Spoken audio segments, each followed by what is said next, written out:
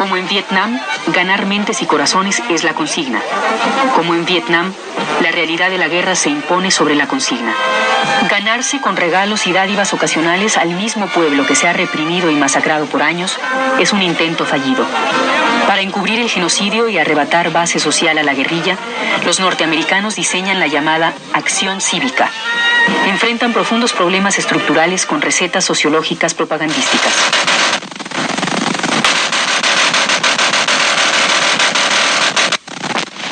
Es una voluntad de guerra la que hay en el alto mando. Es una voluntad de darle una cobertura política a la guerra en El Salvador. Lo que está en discusión en El Salvador es un problema complejo que tiene a su base raíces profundas. La crisis en El Salvador tiene a su base una injusticia social y económica. La crisis en El Salvador tiene a su base la injerencia directa, cada vez más descarada, de los Estados Unidos en el problema salvadoreño.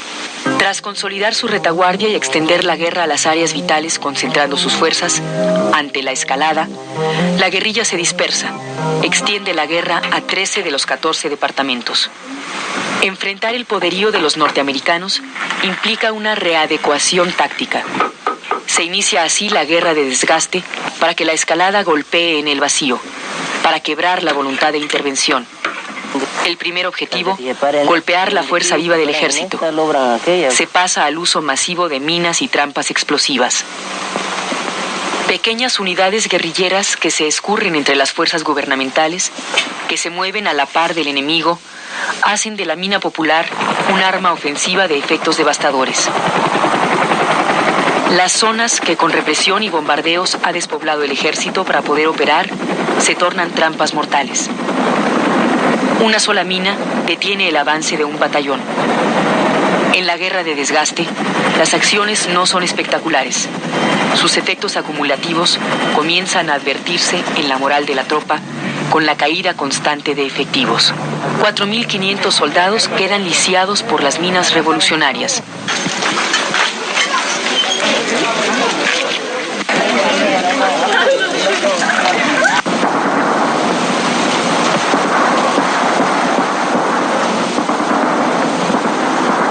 Cada movimiento del ejército gubernamental es una oportunidad para golpearlo.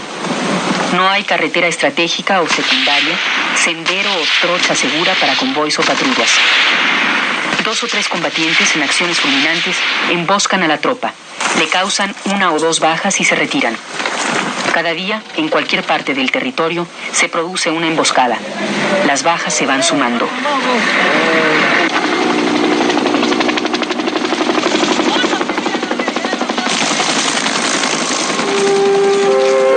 Con el sabotaje, otro componente esencial de la guerra de desgaste, los millones de dólares invertidos para salvar a Duarte caen en el vacío. La guerrilla sabotea puentes estratégicos y otras vías de comunicación. Destruye beneficios cafetaleros, propiedad de la oligarquía y plantas procesadoras del algodón. Se veta así el proyecto de modernización capitalista que los norteamericanos pretenden imponer paralelo a la dictadura de nuevo tipo. 2 de las más importantes centrales hidroeléctricas del país son atacadas y semidestruidas en 2 ocasiones. Las redes de distribución de energía son golpeadas continuamente. Para enmarcar hechos políticos de importancia, acompañar acciones del movimiento popular o responder a acciones represivas contra este, la guerrilla ha decretado decenas de paros de transporte que son acatados en un 90%.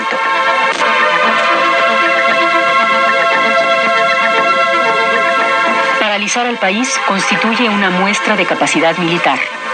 El grado de acatamiento por parte de la población implica no solo respeto al poder insurgente, sino coincidencia con él. Al no transitar, la gente hace la guerra al régimen.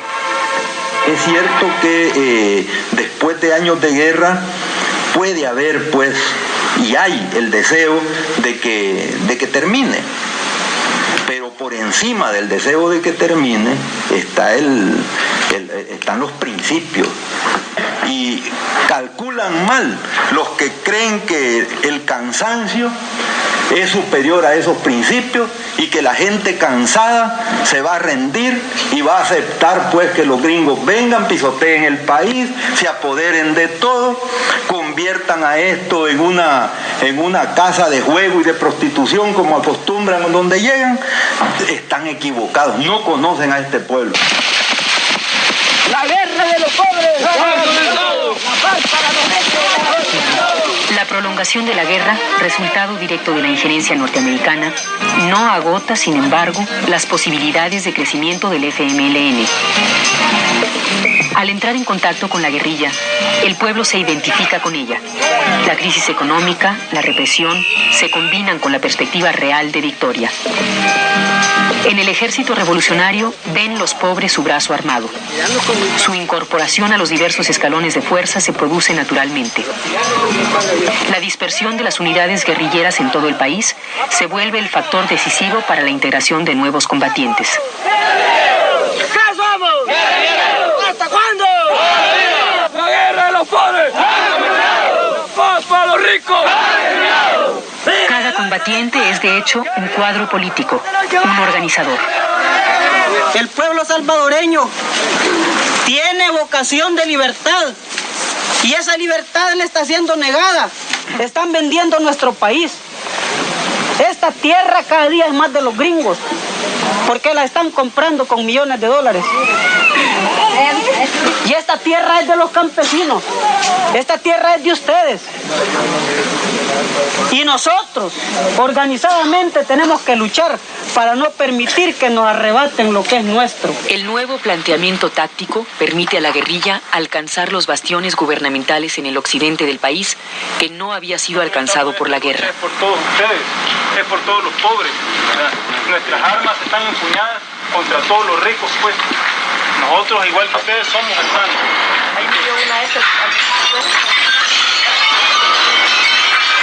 Esta finca pertenece a los realados dueños. Entonces, esta gente es un archimillonario explotador. El hecho de quemar esta finca es por el motivo de que, bueno, el señor de aquí no les paga lo que realmente es.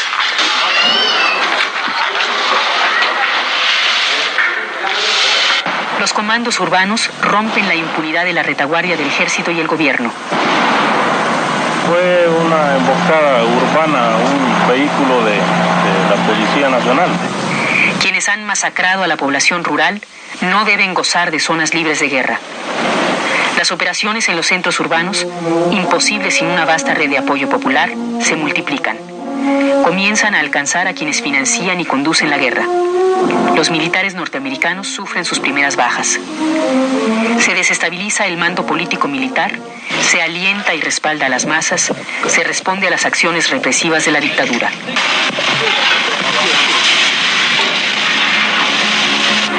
Combatiendo a la aviación en tierra, o bien con rudimentarios pero efectivos dispositivos, se ha logrado destruir a lo largo de la guerra más de 60 medios aéreos.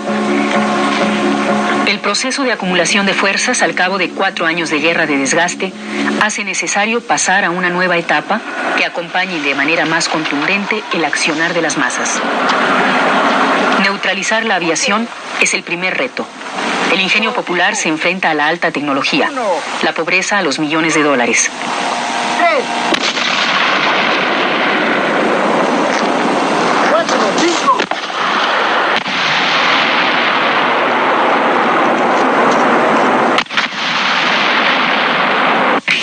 La guerra se ha hecho de todo el pueblo. Los fusiles abrieron el espacio a las masas. Hoy acompañan, refuerzan, garantizan sus acciones.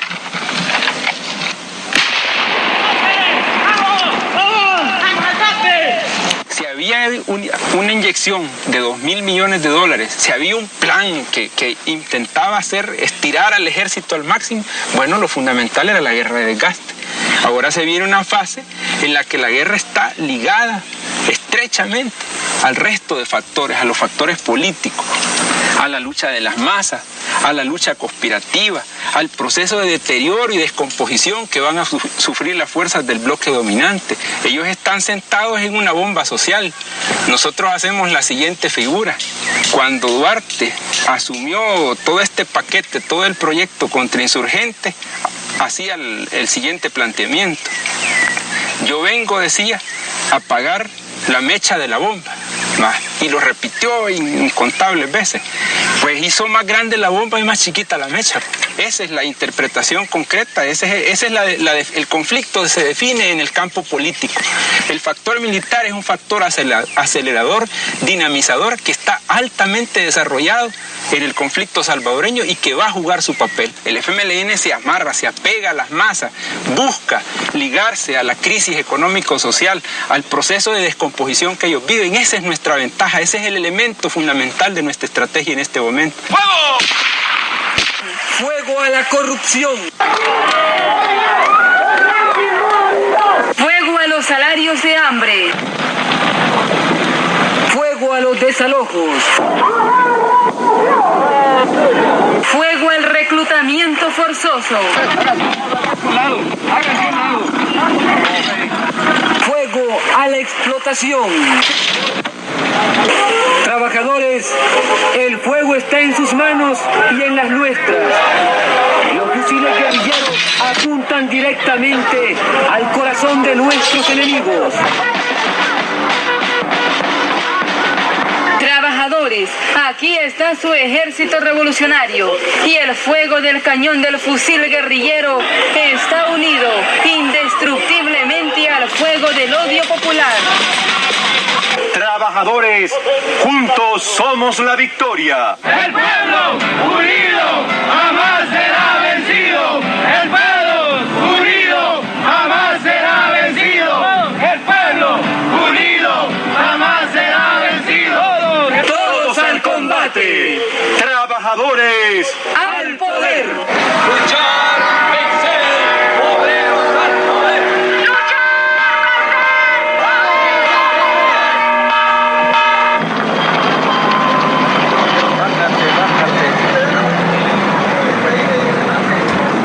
El repunte que registra ahora el movimiento popular ha sido el resultado de un complejo proceso de lucha. Toca a los trabajadores de entidades públicas dar el primer paso. A fines de 83 y principios de 84 se lanzan a la huelga. El movimiento se expresa como lucha reivindicativa. Se restringe al interior de los centros de trabajo. Demuestra, sin embargo, que el genocidio no amordazó a las masas. El ambiente en que se vive es de un terror, pues, pero que estamos ahorita luchando por superar ese terror y creo que estamos aprendiendo, pues, en todos estos años hemos aprendido a convivir, pues, a jugar con el miedo, pues, a vivir y a dormir a la par del miedo. Respuesta aceptable por los desaparecidos. ¡Respuesta! Libertad a todos los presos políticos. Porque ahora en estos momentos nos hemos tomado la grada de catedral ya con esta sentada. Ya son 3 veces que venimos. Los comités de madres de presos, asesinados y desaparecidos políticos, con su terco dolor, quiebran el miedo. Para el 4º aniversario de la muerte de Monseñor Romero, organizan la primera manifestación que recorre después de las masacres del 79 y el 80, las calles de San Salvador.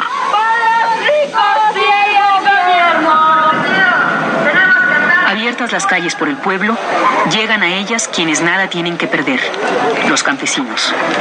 Son ellos los que sufren de manera más directa la guerra y sus secuelas. A la lucha por la tierra, el crédito y los insumos, se agregan las demandas contra la represión. Está habiendo un cambio según el pueblo. Va para arriba la manifestación y el conocimiento del pueblo. Todo tiene su tiempo, todo tiene su hora, va. Llegará tiempo que todo cambia, aún los árboles, las hojas, cuando viene el invierno, cambian, ¿verdad? Educado por años de guerra política y militar, el pueblo recupera no solo las calles, sino además su derecho a la organización. Surge así la Unidad Nacional de Trabajadores Salvadoreños, que habrá de volverse un arma formidable contra el proyecto contrainsurgente. Las medidas económicas del régimen, destinadas a financiar la profundización de la escalada militar, reciben el repudio masivo de la población. Marchamos por las calles céntricas de